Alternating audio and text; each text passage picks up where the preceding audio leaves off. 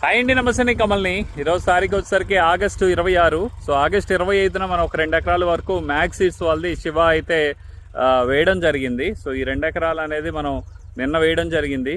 So దాంతోపాటు ఈరోజు పక్కనే మనకి దుక్కి ఆరకపోవడం వల్ల సో ఆ ఎకరాన్ని నిన్నే 2-3 సార్లు రోటోవేటర్ వేసి సో ఈరోజు అయితే అచ్చు తోలడం జరుగుతుంది. మొన్న అయితే అరకతో అచ్చు తోలాము సో ఈ 2 ఎకరాలకి. బట్ మా ఫాదర్కి అయితే సాటిస్ఫాక్షన్ లేదు, అసలు కనిపించట్లేదు సార్లు అని చెప్పేసి అనేసరికి ఈరోజు ట్రాక్టర్తోనే అచ్చు తోలడం జరుగుతుంది.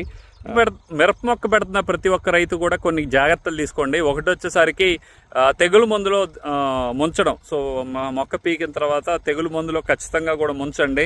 కనీసం ఒక 5 నుంచి 10 రోజుల వరకు కూడా ఎలాంటి బ్యాక్టీరియాలు మనకి మొక్క వేరు వ్యవస్థ మీద దాడి చేయకుండా కాపాడుకునే అవకాశం ఉంటుంది. దాంతోపాటు వచ్చేసరికి మొక్క వేసే ముందే ఏదన్నా తెగులు మందు పైన కూడా ఏదన్నా నేటివ్ లాంటిది కనుక స్ప్రే చేసుకుంటే, లేదంటే పోలీస్ లాంటిదో స్ప్రే చేసుకుంటే మన పొలంలో కూడా మళ్ళీ ఇమీడియట్గా మనం మందు స్ప్రే చేయకుండా ఉండే అవకాశం ఖచ్చితంగా ఉంటుంది. నెక్స్ట్ వచ్చేసరికి వేరు వ్యవస్థ మడత పడకూడదు. అంటే కోకటేరు ఎక్కువగా బారుందంటే ఖచ్చితంగా కట్ చేయాలి. అది కట్ చేయకపోతే మొక్క అనేది వేరు వ్యవస్థ ఎప్పుడైతే మడత పడిందో ఆ మడత వల్ల 40-50 రోజుల తర్వాత మనకి అనేది వైరస్ బారిన పడి మొక్క ఎదుగుదల లేకుండా అలానే ఉండిపోతూ ఉంటాయి. సో దయచేసి ఎవరైతే మిరపనారు స్త్రీలో కాకుండా సొంతంగా పెంచుకున్న వాళ్ళు ఖచ్చితంగా కూడా కోకటేరు బార్ ఉందంటే ఆ కోకటేరు ఎక్కువగా బార్ రావడానికి సరిగా వాటర్ అనేది మొక్కకి అందించకపోవడం వల్ల, సో టయానికి వాటర్ పట్టకపోవడం వల్ల కోకటేరు బార్ వస్తుంది.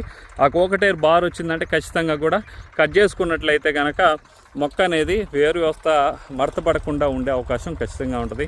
సో ఇలాంటి మంచి వీడియోస్ కోసం ప్రతి ఒక్కరు లైక్ చేయండి. సో వీడియో కూడా చూపిస్తాను, ఒకసారి చూడండి. జై జవాన్ జై కిసాన్.